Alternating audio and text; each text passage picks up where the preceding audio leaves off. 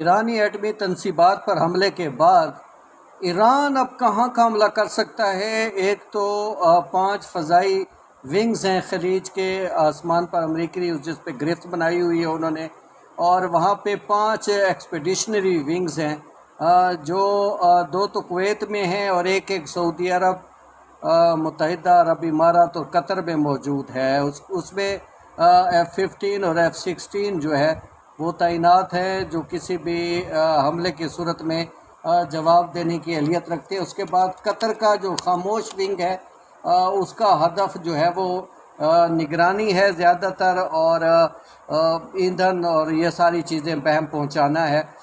اس کے ساتھ ساتھ اگر میزائل ڈیفنس پھیلاؤ دیکھیں تو گزشتہ 18 ماہ کے دوران جو ہے خلیجی ریاستوں میں امریکی فضائی دفاعی جو تنصیبات کی تعداد ہے اس میں خاطر خواہ اضافہ کیا گیا ہے۔ کویت میں نئے ایئر ڈیفنس سائٹس بنائے گئے ہیں، جبکہ قطر میں بھی ایک اور جدید ڈیفنس نظام نصب کرنے کی منصوبہ بندی کی جا رہی ہے۔ یہ دفاعی ڈھانچے نہ صرف ایران بلکہ کسی بھی ممکنہ خطرے کو نمٹنے کے لیے بنائے گئے ہیں۔ اس کے ساتھ ساتھ 5ویں بحری بیڑا جو سمندر پر نظر رکھنے کے لیے اس وقت موجود ہے، اور اس میں بھی ایک علیحدہ میزائل بردار بحری جہازوں کا سلسلہ بھی موجود ہے، اور کسی بھی وقت اس پر زمینی کارروائی اگر کرنی پڑتی ہے، اللہ نہ کرے ایران پر، تو اس میں بھی وہ کی جا سکتی ہے۔ اس کے ساتھ ساتھ جو اسٹریٹجک نتائج ہیں اس کے خطرے کی گھنٹی بھی اس کو سمجھ سکتے ہیں آپ، کہ اس وقت جو صورتحال ہے انتہائی گمبھیر ہے،